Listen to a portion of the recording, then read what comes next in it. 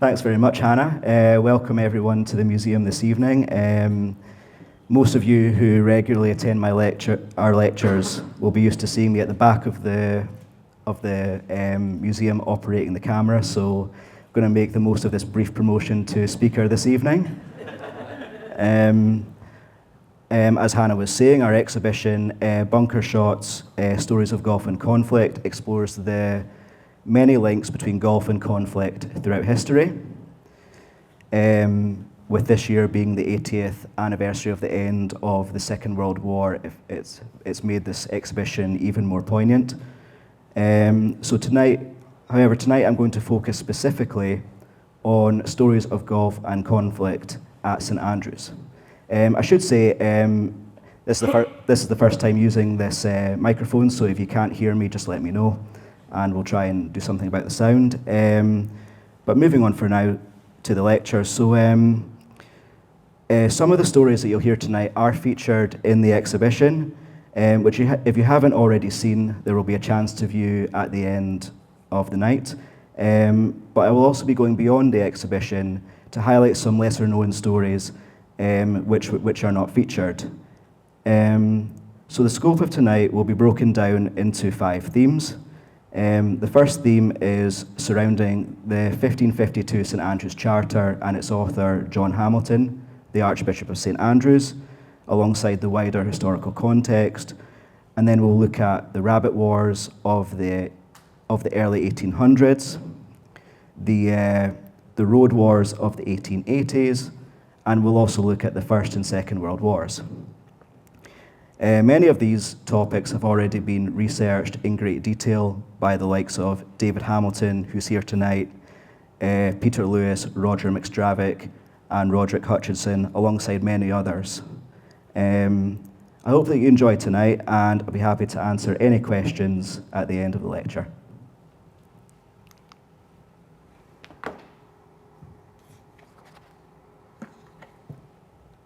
So our story begins in 1552 with the famous charter issued by John Hamilton, the Archbishop of St Andrews. Commonly referred to as the Golf Charter, this is the earliest mention of golf here at St Andrews. The charter granted a license for the Archbishop to farm rabbits on the links, while also establishing the right of the townsfolk to use the links for recreation, with golf, football and shooting specifically mentioned. This charter was issued following 8 years of war between Scotland and England from 1543 to 1551, and it is a period known as the Rough Wooing, when Henry VIII of England attempted to force the marriage of his son Edward to the young Mary Queen of Scots. In this early part of the lecture, I'm going to look beyond golf and examine the life of the charter's author, Archbishop Hamilton. We're going to look at his rise to becoming Archbishop of St Andrews at an extremely tumultuous period of Scottish history, followed by his downfall and his links to a notorious murder and his execution in 1571. And you can see a picture of the charter on the screen behind me.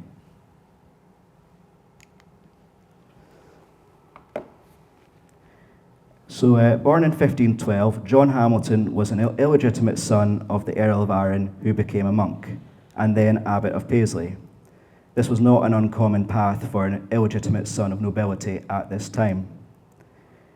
Hamilton quickly rose to prominence when his half-brother became Earl of Arran and regent to the infant Mary Queen of Scots, and he held a number of key positions in the government of Scotland at this time, including Keeper of the Privy Seal, Bishop of Dunkeld, and finally being appointed Archbishop of St Andrews, the most senior churchman in Scotland, in 1546.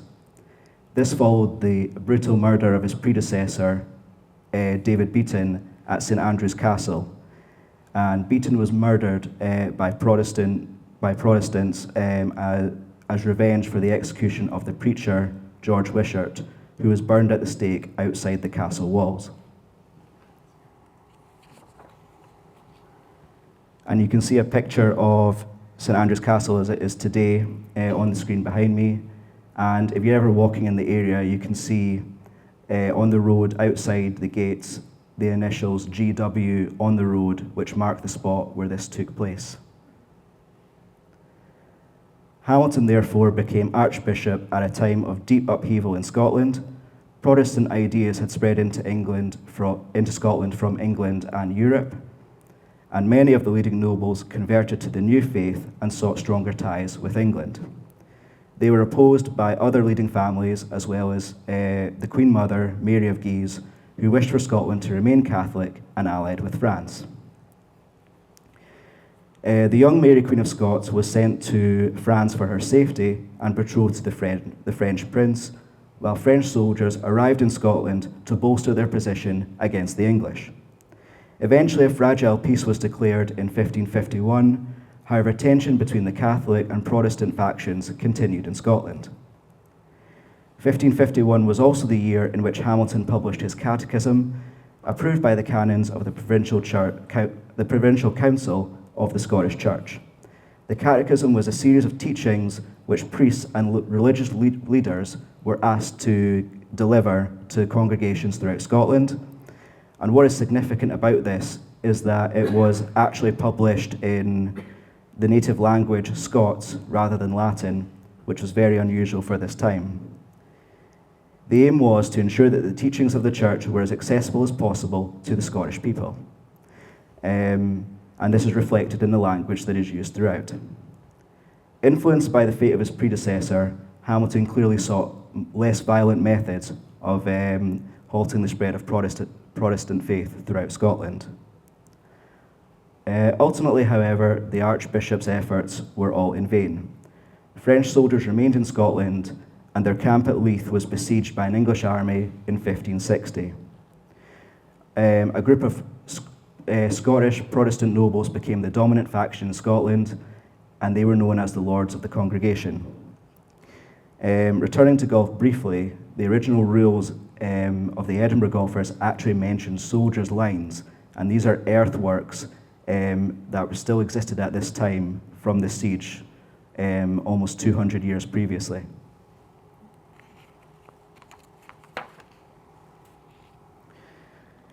So following the death of the Queen Mother, Mary of Guise, in 1560, the Treaty of Edinburgh was signed between England, Scotland, and France. English and French troops withdrew, and the Parliament later passed the Papal Jurisdiction Act, abolishing the authority of the Catholic Church and confirming the Scottish Reformation. Mary, Queen of Scots, returned to Scotland the following year in 1561, and Archbishop Hamilton remained one of her staunchest supporters throughout her turbulent reign. Without going into too much detail of Mary's reign here, she was forced to abdicate in 1567 in favour of her one-year-old son, who became James VI.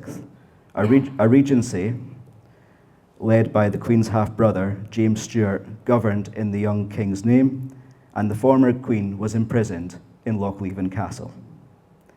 In 1568, Mary escaped captivity, and Hamilton was one of those who rallied to her cause.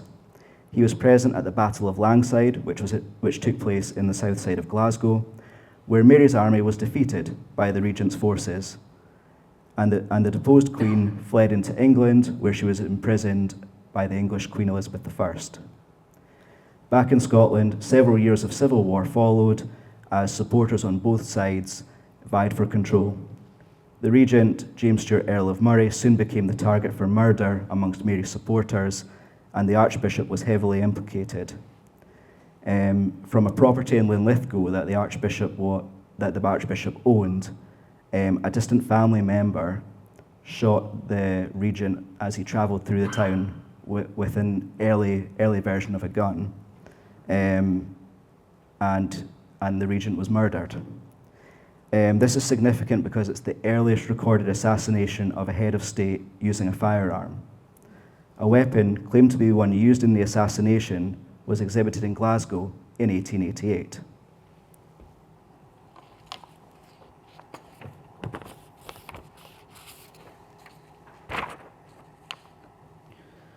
After the killing, the Archbishop fled to Dumbarton, but was captured shortly after by Protestant forces. The Archbishop was swiftly tried for his role in the assassination and was hanged at Stirling in 1571. So just to conclude this first section, although this early section has barely featured golf, it is interesting to explore the historical context behind the 1552 Charter and the Archbishop who issued it. The Reformation led to problems at St Andrews, which I'll explore as we progress throughout the lecture.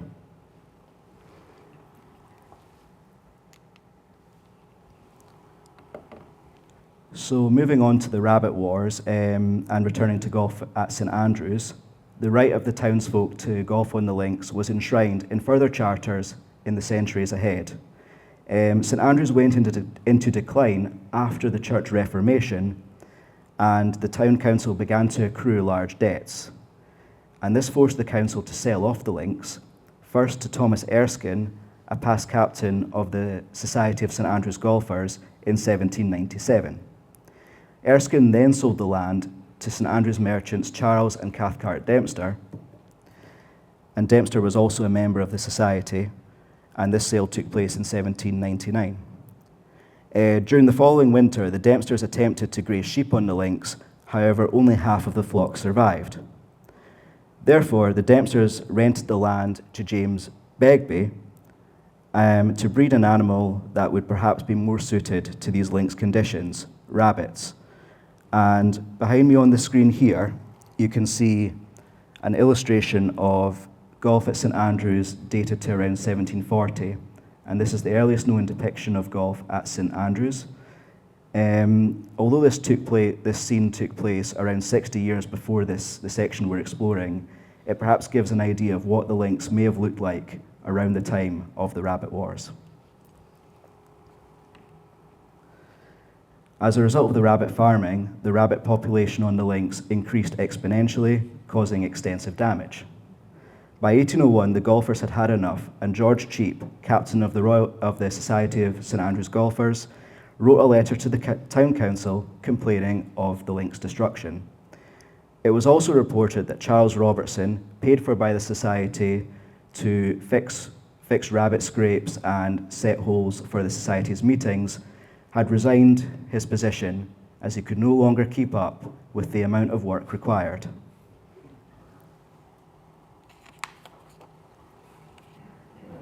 In 1802, Hugh Cleghorn became captain of the society, and the situation had not improved. Cleghorn is an interesting figure who was appointed Professor of Civil History at St Andrews at the age of just 22 in 1773. Over time, Cleghorn frequently made long trips abroad and was regularly remonstrated by the University Senate for his long absences, and this ultimately culminated in his dismissal in 1795. There's then an interesting chapter in Cleghorn's life where he plays a central role in the capture of Ceylon, which is modern-day Sri Lanka, by British forces from the Dutch that controlled it between 1795 and 1796. He did this by befriending a Swiss count, Charles Daniel de Meuron, who commanded a regiment of mercenaries that guarded the Dutch forts in the region for the Dutch. Through a letter smuggled into the fort at Colombo in Ceylon, hidden in a wheel of cheese of all things, Cleghorn secured the regiment's withdrawal, and the fort fell to the British shortly after. For his efforts, the British government awarded Cleghorn £5,000, and he was appointed Chief Secretary to the Governor in 1798. The two men did not get along, and eventually Cleghorn resigned and returned to Scotland over a scandal involving pearl fisheries, the details of which appear quite sketchy. Cleghorn then was driven and well connected within government circles when he took the captaincy in 1802. In January 1803, Cleghorn chaired a meeting of the society, and he opened a subscription to raise money to take the case to the Court of Session in Edinburgh. Seeking to prevent this from happening, Cathcart Dempster offered to pay someone to keep the links in good order for golfing. However, this offer was rejected by Cleghorn, setting the scene for a showdown in the courts. Around this time, Cleghorn and Dempster had a further personal disagreement over their service in the St Andrews Volunteer Corps, which further soured their relationship. Of this disagreement, Cleghorn said, "It is impossible to me, after all that has passed, to have any intercourse of confidence or friendship with Mr. Dempster." So clearly the two men did not like each other at this point.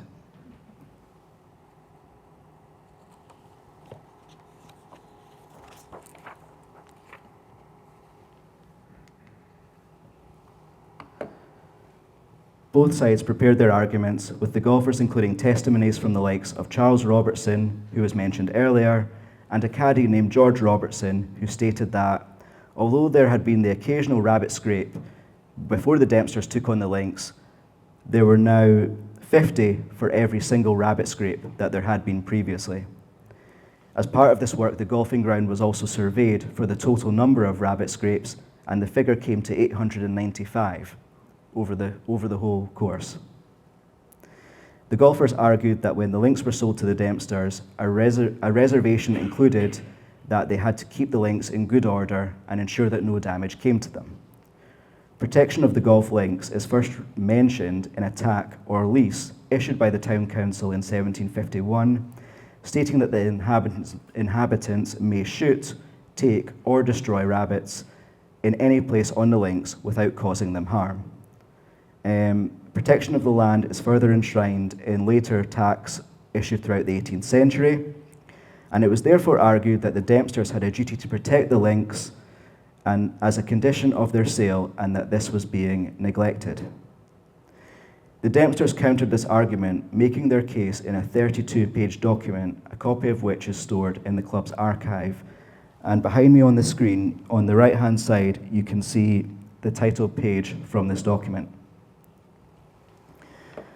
An interesting excerpt from this document reads, "The sole ground or pretense of all these extraordinary measures which the pursuers have adopted and are now carrying on is that they sometimes, in the practice of amusing themselves, or rather that they may possibly choose at some future period to amuse themselves by playing golf on the links of St Andrews. And the pursuers affect to think that in the enjoyment of this celebrated amusement, they may be annoyed by the rabbits, against which, it seems, the clubs with which they are armed afford them no sufficient protection."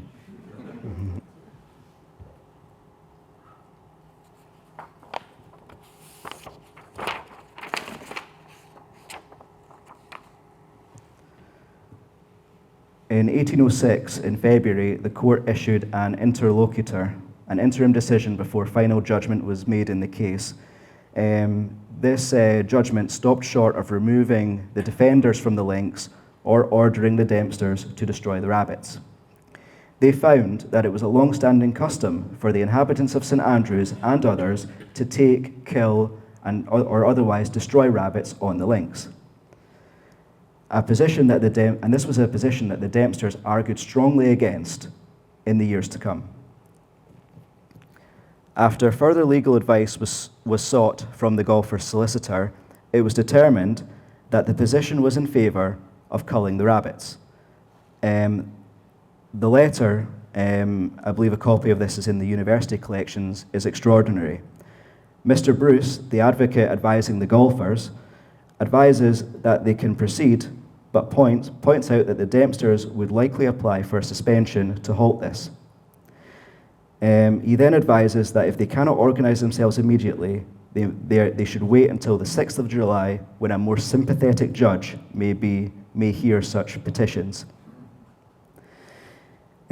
So this legal advice was read into the Society's minutes, and it was declared that the public were entitled to cull rabbits on the links of St Andrews. This advice was also published in a notice in the town. Needless to say, the Dempsters were not impressed and did apply for the suspension, and their letter when they applied for the suspension stated, "All and sundry were invited to enlist, under the standard of their authority, to shoot, kill, and destroy everything they could find upon the links. The conflict spilled out of the courtroom and onto the links as the Dempsters robustly defended themselves, setting traps and laying poison to deter poaching on the links. Many hunting dogs belonging to golfers were caught in traps, poisoned, or shot. Cathcart Dempster also placed his own notice, in the town, and this read, "You have been stimulated by unsigned advertisements in the name of the magistrates and the golfers to destroy the private property of my father and I on the links of St. Andrews, on the ground that you had an undoubted and legal right to do so. But I would advise you to pause before you venture to act upon such vague authority. Far be it from me to encroach upon any of your lawful privileges, but killing of rabbits on these links is not one of them." In court, a series of appeals and counter-appeals on both sides were raised throughout 1806, and the case was deadlocked. On the links, the golfers formed a committee to guard against further encroachment, in particular, a dyke that the Dempsters were constructing between the third and fourth holes on the course. In March 1807, a golfer named John Fraser presented a letter to the society claiming that he had been attacked by the Dempsters' men in January of that year. Open warfare on the links seemed a distinct possibility. Eventually, the case made its way all the way to the House of Lords. However, due to a backlog of cases at this time, the case was not heard until 1813, over 6 years later. The case was eventually, Lord Eldon found who was the lord that passed judgment in the case, and you can see a photograph of an artwork of him on the screen behind you there. Lord Eldon found that there had been inconsistencies in the decisions of the Court of Session and referred the case back to them for their review. Part of his judgment states that he regretted, however, that this case should, from necessity, be remitted to the Court of Session, for, on one hand, being a North Countryman himself, he had had an opportunity of seeing and admiring the game of golf. But, on the other hand, he could not see how a right like that claimed by the respondents, not only to themselves, but for the whole world, could exist to the prevention of a man using his own property.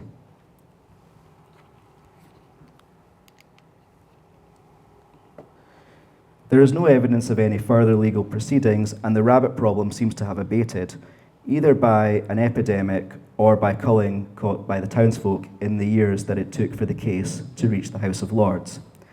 Cathcart Dempster began attending meetings of the Society of Golfers again, and in 1821 the links were acquired by James Cheap of Strathtyreham, who declared, I shall relinquish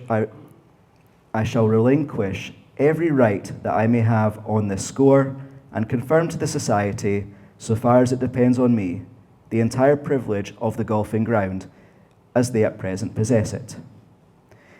Interestingly, a year later, a man named William Carmichael was prosecuted for poaching rabbits on the links. Carmichael's defence that the poaching of rabbits on the links was a long-standing custom, which, if you will remember, the Court of Session found to be true back in 1806, was unsuccessful, and he was prosecuted.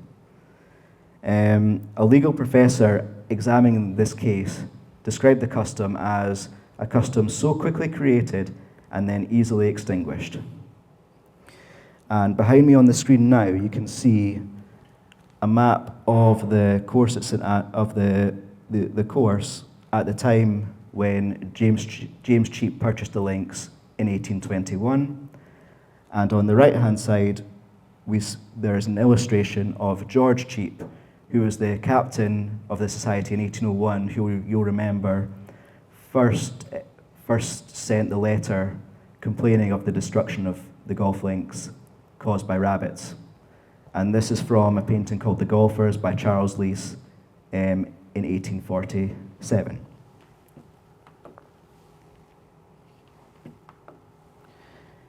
So, just as the rabbit wars were coming to an amicable conclusion, decisions were taken that would lead to more trouble on the links in the years to come.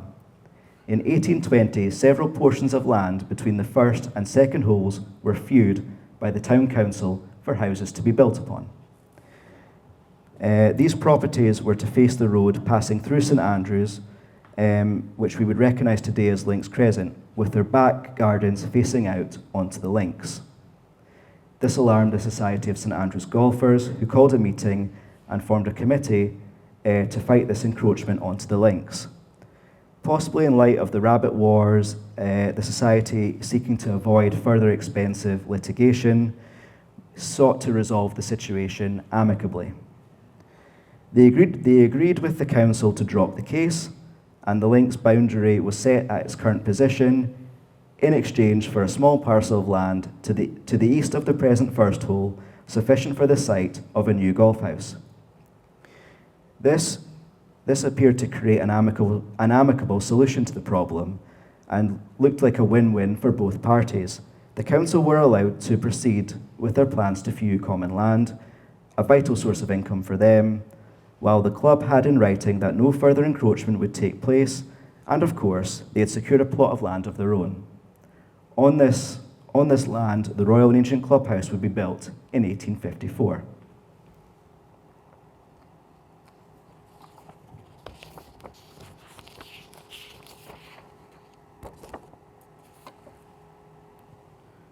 However, over the years, problems soon arose.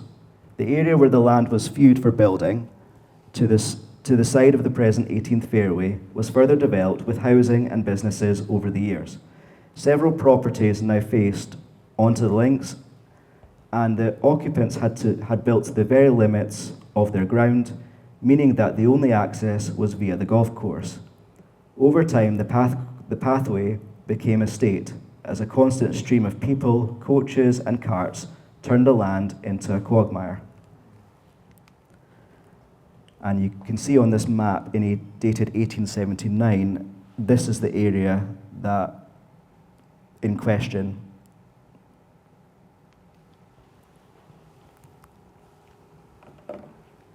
A letter was sent to the Provost of St Andrews by Captain Allen on behalf of residents in the area, and was read at the Town Council meeting on 3rd of April 1874. In the letter, he states that they are prepared to pay for a road running from Golf Place down to Granny Clark's Wynd, which would be open to the public and a vital necessity to residents. The cost was estimated at £61 and 10 shillings, and was to contain an obligation to construct a line of posts with a chain to separate the course from the road and prevent encroachment and destruction of the golf course by carts and carriages. The Town Council approved the road without objection, but on condition that the parties who construct the road and their successors agreed to maintain the road in good order to the council's satisfaction. This was likely a sticking point for residents pursuing the road, worried about the potential future costs to maintain it, and the issue dragged on for several years. In the meantime, divisions would appear on the Town Council relating to this issue. A letter from John White Melville on behalf of the golfers, by this time they were the Royal and Ancient Golf Club of St Andrews, dated 1878, requests that they build a fence between the first hole and the road passing the houses in such a manner to protect the putting green from being injured by the washing down of earth and mud from the road. The council was split, with 8 members voting for a motion to have posts installed at the road, which would have prevented carts from using it, while 16 of the council sought to engage with the road, with the people who wanted the road constructed. The road would improve access to the area for everyone, residents and visitors alike, while also preventing further damage to the links land and the golf course.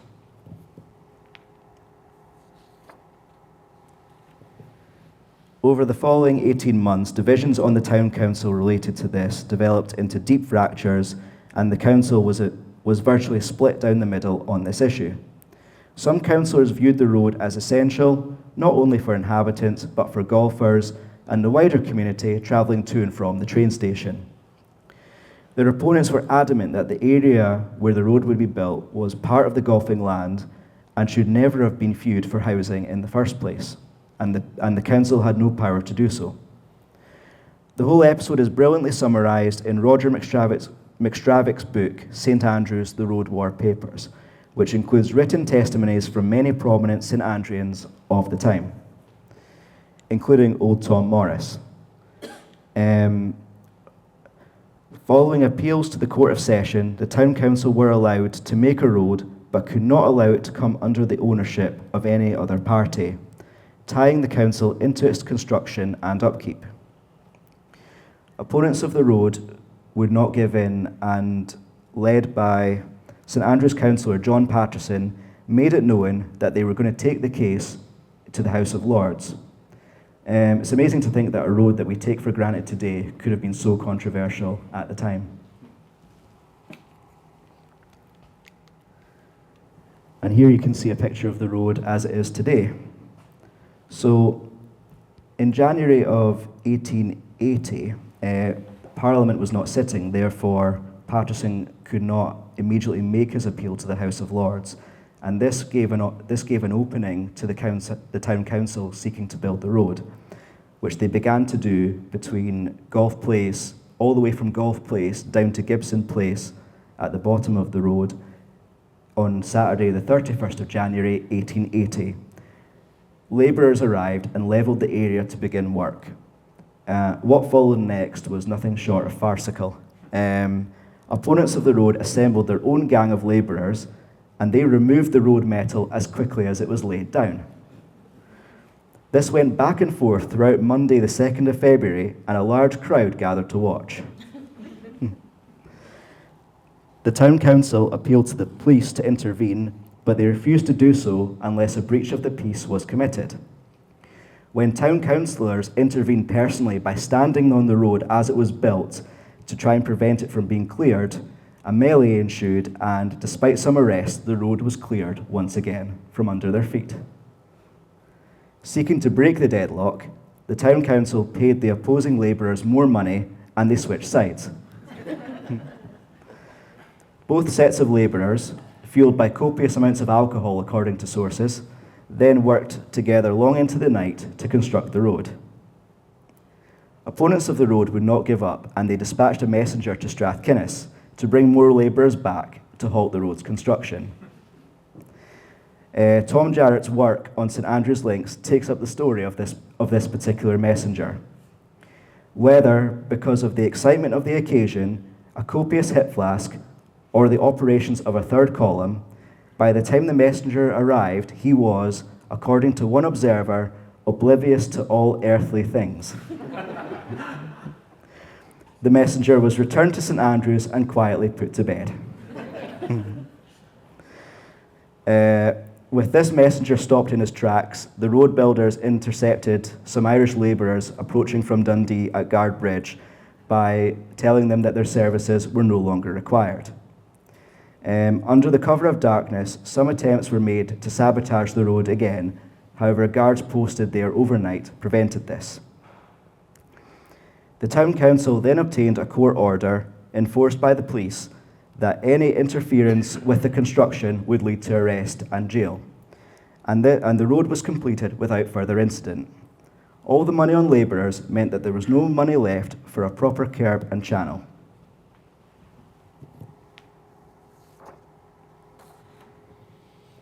And despite the road being finished, this was not the end of the matter. Tom Morris's son, James, spent 10 days in prison in August 1881 for threatening behaviour and for removing fence posts that had been placed alongside the links. In March 1914, a fence was finally installed at the boundary between the road and the golf course. There was also still the small matter of an appeal to the House of Lords, which was eventually heard in July of 1881. Although the road was allowed to remain, the Lords found that the pursuer's appeal was justified in that the council had no right to view the land as it had first done in 1820. The biggest winners in this whole episode were arguably the residents themselves, who, having initially written to the council requesting permission to construct their own road at their expense, now had one 7 years later at no cost for its construction or continued upkeep. Thankfully, the days of warring labourers on the links road are long gone, and today the only danger when walking down the road is a wayward golf shot, perhaps by a celebrity arriving at St Andrews to play the course. And that's a picture of pop star Lewis Capaldi at St Andrews on the back there.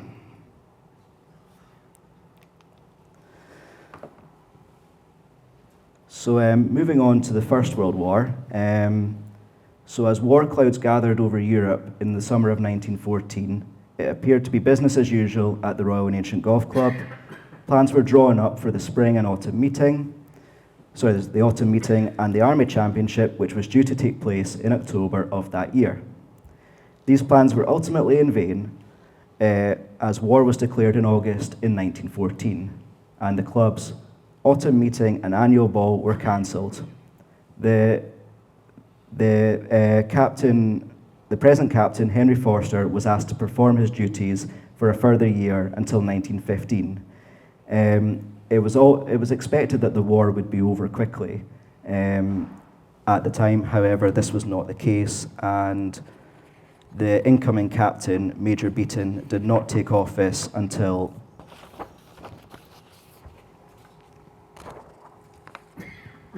the meeting of 1919.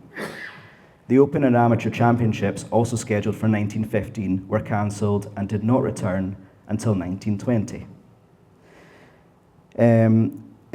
It was reported in the press that Andrew Kirkcaldy, then aged 54, and the professional to the Royal and Ancient Golf Club, had already signed up and was on the front line in September of 1914. Bernard Darwin, responding to this news, took the announcement with a pinch of salt, telling the journalist that broke the news that Andrew is a courageous and pugnacious person, and I have no doubt that he would love to have a go at the Germans, but the last piece of fighting he did was in the Egyptian War of 1881. It was later revealed that the person in question was David's nephew, Andrew's nephew David, and he was the professional at Hardelot Golf Club in France. He was serving at the front with the 3rd Battalion, Argyll and Sutherland Highlanders. David was sadly killed at the front in December 1914. Many staff members in the club and on the links were also called up to serve. 9 of the staff tending the links enlisted, and by the end of the war, their total staff was reduced to 2 men and a boy. The situation was so desperate that volunteer labour was requested to assist with the cutting and rolling of the greens. Meanwhile, in the club, officers on leave visiting St Andrews were admitted as temporary members from October 1915. However, the war meant that the amount of golf being played at St Andrews declined sharply. The St Andrews Citizen reported in September 1915 that we got some keen golfers in the old days who complained when a congested course checked their enthusiasm. But this season, they took things quietly. They were not here for a month, but for a few days, a brief break in their work in munitions factories. Throughout Britain, there was barely a single family or community unaffected by the conflict, and the Royal and Ancient Golf Club was no exception, with 62 members and 4 staff killed in the fighting. Their names are recorded in a war memorial designed by Reginald Fairley, and you can see this on the screen behind me now. And this memorial is in the club's trophy room.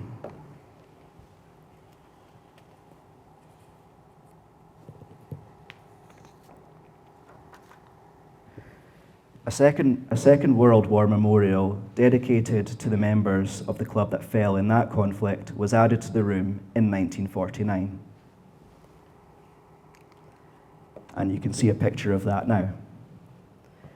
We are indebted to RNA member Roderick Hutchison, who has painstakingly researched the names recorded on both of the club's war memorials, shedding new light on the individuals named, and a copy of Roderick's research is available to view in the temporary exhibition if you'd like to do so.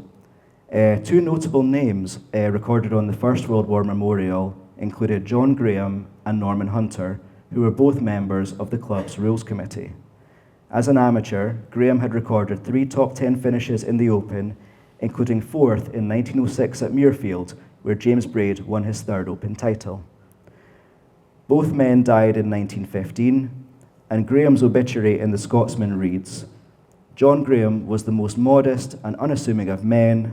That was a quality that won him hosts of friends, but in the rivalry of the links, he displayed the combative courage which, translated into duty for his country's cause, has sent him to his patriotic death in the fighting line and has written his name among the brave who have been mentioned in dispatches." The obituary also states that the casualty lists are telling in the increasing numbers of the part our soldier golfers are playing in the struggle. Another well-known player, Lieutenant Norman F. Hunter, is wounded and missing. Hunter's death was confirmed a few months later. He earned a golfing blue at Cambridge, and in 1904 he won the club's Royal Medal with a record score of 74. This had yet to be surpassed at the time of his death in 1915. As the armistice was signed in 1919, golf's lawmakers at St Andrews hoped for a bright future. Although no Open was held that year, a victory tournament, contested by the top 60 professionals in the 1914 Open, was staged at St Andrews. George Duncan and Abe Mitchell tied for first place.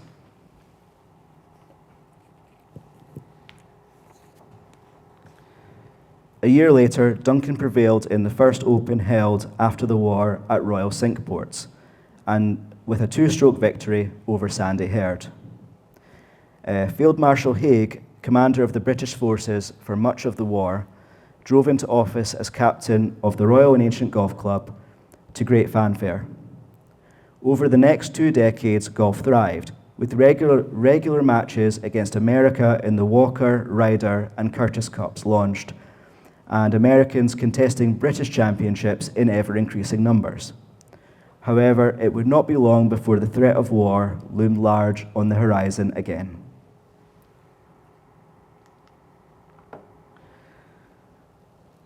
When England's Dick Burton lifted the claret jug at St Andrews in July 1939, he probably didn't think that he would hold the trophy for 7 long years. The Second World War was declared just 2 months later, and amateur and professional golf ground to a halt throughout the country. Burton himself joined the Royal Air Force, serving as a physical training instructor, and combined this with playing in exhibition matches to raise money for charitable causes throughout the war. A ticket from one such exhibition match involving Burton and Henry Cotton is on display in our Bunker Shots exhibition. Returning to St Andrews, the outbreak of war had a profound impact on the town. The beach was viewed as a potential landing ground for an invasion of Britain and was fortified with concrete blocks and 2-pounder anti-tank guns. And I apologise for the quality of the photograph behind me here, but you can see the coastal defences and the concrete blocks here and here, just at the beach at St Andrews. And this photograph was taken in about 1945 and was published in Field magazine. Many buildings were taken over by branches of the military, and servicemen and women from all over the world were either posted or travelled to the town throughout the conflict.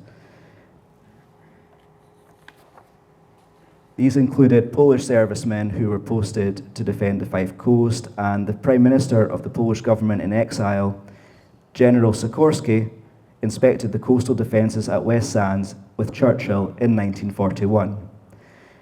He was also awarded an honorary degree by the university. As for the Royal and Ancient Golf Club, annual competitions were cancelled and most of the committees were suspended. An emergency committee, chaired by Colonel Skene, captain of the club in 1929, kept things ticking over for the duration of the war. The club's historic collection of priceless artwork, silverware, and trophies were placed into safe storage in local bank vaults and the basement of St. Salvator's Hall at the university. It's hard to imagine the building without all of its historic artwork and trophies, and this, together with the scarcity of fuel caused by the war, would have likely given the clubhouse an austere, cold appearance. Despite this, the club remained widely used for the duration of the war, as temporary honorary membership was granted to British and Allied officers posted to St Andrews and the nearby airbase at Lookers. The influx of military men eventually led to tension, with local members of the club still making use of it, and this is described in Peter Lewis's work on the history of the Royal and Ancient Golf Club. In February 1942, the 12th Initial Training Wing was granted permission to take over the top card room in the clubhouse as a technical library and museum. Later, in July 1942, the Emergency Committee received word that the 12th Initial Training Wing also wanted to requisition the club's billiard rooms. The club objected and also sought assistance from Lord Teviot, and it was later reported in August that no further word had been received on this matter, and it was unlikely to be pursued. As the influx of officers to use the clubhouse increased and continued, local members retreated to the north room of the clubhouse and placed a sign on the door barring entry to all these incomers. Rationing also had a huge impact on the club's food and drink offering both during and after the war.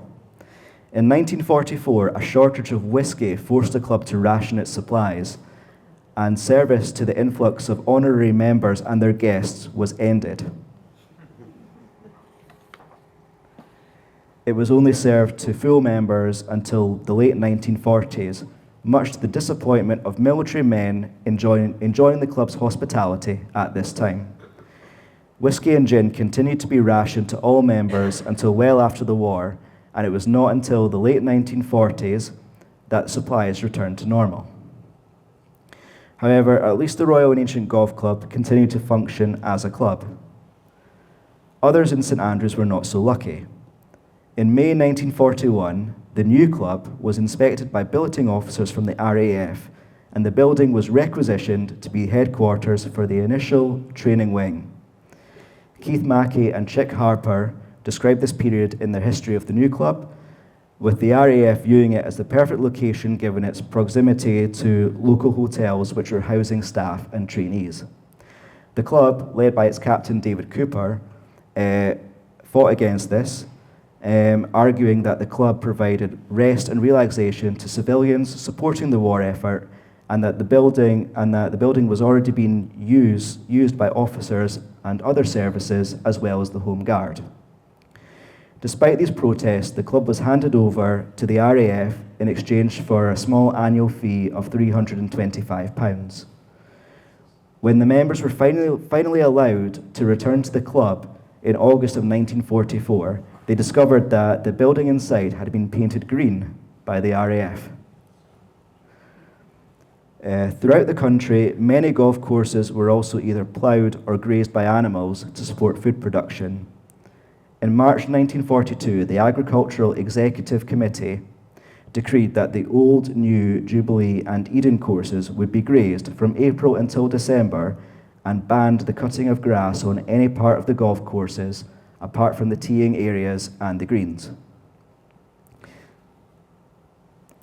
This alarmed the town council, who already had an agreement in place for grazing with a local sheep farmer, and to support the food production and the overall war effort. The ban on cutting the grass on any of the courses apart from the greens and teeing areas would have been catastrophic. In the near term, it would cause the courses to be unplayable, while in the long term would result in greater costs to reinstate them to their pre-war condition. Evidence was sought from the sheep farmer himself as to the impact of grass cutting on sheep grazing in previous years.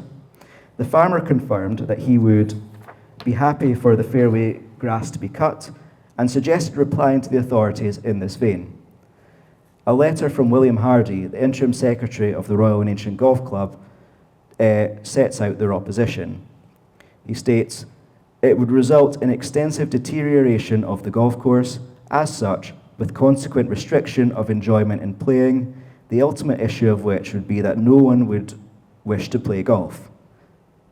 This, as you remark, would be a very serious position for St Andrews, not only because of the loss of revenue, which would be reflected in practically every activity in the city, but also because of the time required to restore the courses and the great expense involved in the restoration and in counteracting the effects of the damage caused by the unrestricted propagation of weeds which would choke out the grass." Thankfully, these protests were successful, and cutting of the fairways was permitted, much to the delight of everyone who enjoyed a round of golf during those war years. One lasting legacy of the Second World War on St Andrews is Sunday golf. Prior to the Second World War, no golf took place on any of the golf courses on Sundays. In the 1890s, when two visiting Englishmen voiced a desire to play golf on a Sunday, Tom Morris is said to have remarked, "If you gentlemen dinna need a rest on the Sabbath, the links does." Therefore, the links remain closed on a Sunday for many years. This tradition was ended in 1942 when RAF officers were granted permission to golf on the Eden Golf Course on Sundays. While most confined their Sunday golf to the Eden, others branched out to the old and new courses. This affected the St Andrews locals, who traditionally walked the courses on Sundays free of flying golf balls. Letters to the commanding officer of the initial training wing appear to have done the trick, which threatened to revoke the privilege of Sunday golf, and this appears to have done the trick, as there is no further mention of this in the club's archive.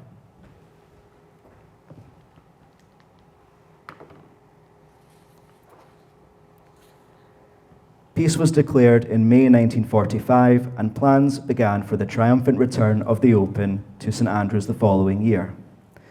German prisoners of war were amongst those tasked with getting the course back into shape to host the Open. Upon arriving in St Andrews in 1946 and seeing the old course for the first time, American golfer Sam Snead is said to have remarked, "It looks like an old abandoned kind of place." Not exactly endearing himself to the locals, it must be said. Snead would go on to win his only Open title by 4 strokes. As for the claret jug, when the club wrote to Dick Burton, inviting him to enter the 1946 Open, bearing in mind he'd held it for 7 years, the club politely asked about whether he would be bringing the claret jug with him. Burton duly replied, "I shall bring the cup with me." And behind me on the screen, you can see on the left-hand side a photograph of Dick Burton with the claret jug in 1939, and on the right-hand side, you can see a copy of this letter, a digital scan of the letter, and you can see a copy of that in our exhibition as well.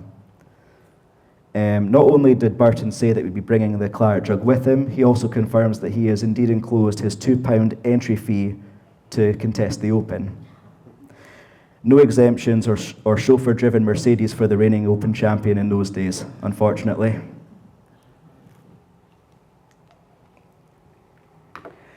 So in conclusion, stories of golf and conflict at St Andrews can be traced back to the earliest references to the game in the town.